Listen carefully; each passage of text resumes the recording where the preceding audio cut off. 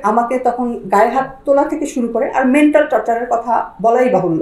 স্বরাষ্ট্রমন্ত্রীর টাকা পাচার করে সে ওই ফজলে রাব্বি ছিল ডেপুটি স্পিকার, যা যা করেছে সব ডিবি হারুনদের হেল্পে করেছে এবং ডিবি হারুনরা আমাকে যে হুমকি দিত, ঠান্ডা হুমকি, ফোনের জুয়েলের ফোন থেকে, আমি তো বললাম আপনাদেরকে, বললাম তো অনেকগুলো টাকা সে ডিবি হারুনের টাকা এবং স্বরাষ্ট্রমন্ত্রীর টাকা সব, আমি ডিবি হারুনের কথা পরে জানছি। আমি প্রথমে যেটা জানতাম যে স্বরাষ্ট্রমন্ত্রীর টাকা সে পাচার করতো, কিন্তু ডিবি হারুনেরটা আমি জানছি পরে।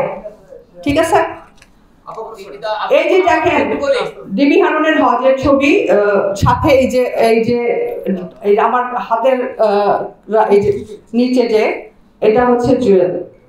একজন সাংগঠনিক নেতা না, শুধুমাত্র টাকা পাচার করেই তার এত পাওয়ার, তাহলে বড় নেতাদের পাওয়ার সম্পর্কে আমাদের ধারণা করা উচিত। আসলে জুলাইয়ের লাস্টের দিক থেকে আমাকে, আগস্ট মাস শেষে আমাকে আমার একটা সোশ্যাল মিডিয়া থেকে আমি তাকে ব্লক করি এবং সে যোগাযোগ বন্ধ করে দেয়।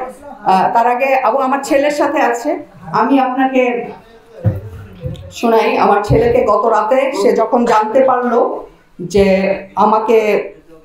আমি সাংবাদিক সম্মেলন করব, দেন সে একটু ঘাবড়ে গেছে। যে ভয়টা সে আগে পেত যে আমি লাইভে আসবো, যার জন্য আমার ভাইকে মেরে ফেলার, গুম করার হুমকি দিত, আমার ছেলেকে মেরে ফেলার হুমকি দিত। তো সেই ভয়টা, এখন তো তাদের ক্ষমতাটা নাই। তো আমি আপনাকে শুনে আমার ছেলেকে বলছি, তোমরা আপোষ করলা,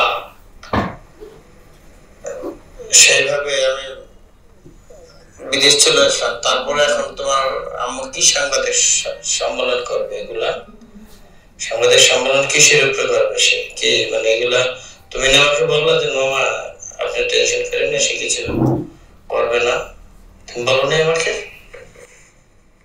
আচ্ছা, এই কথাটা সে কেন বলছে? যে আমি যখন আমেরিকা যাওয়ার পরে হুমকি দিচ্ছিল আমাকে, আমি যখন লাইভে আসতে চাইলাম তখন আমার ভাইকে গুম করতে চাইলো, ইভেন আমার আত্মীয় স্বজনকেও জেল মামলা দিবে এসব ভয় দেখাইছে।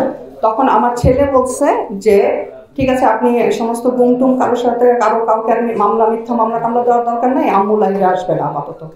এটা আমার ছেলে বলছিল, এটাই বলছে। আর কাল এটা গত রাতে পাঠাইছে আমার ছেলেকে। আমার ছেলের বয়স এখন 23 বছর। আমার সাথে কোনো সম্পর্কই ছিল না ডিবি হারুনের সাথে। জুয়েলের ফোন থেকে, জুয়েলের মাধ্যমে কথা হয়েছে এবং প্রথমবার আমি ডিবি হারুনকে দেখি যখন আমাকে রিমান্ডে আনা হয়, সামনাসামনি দেখি তখন।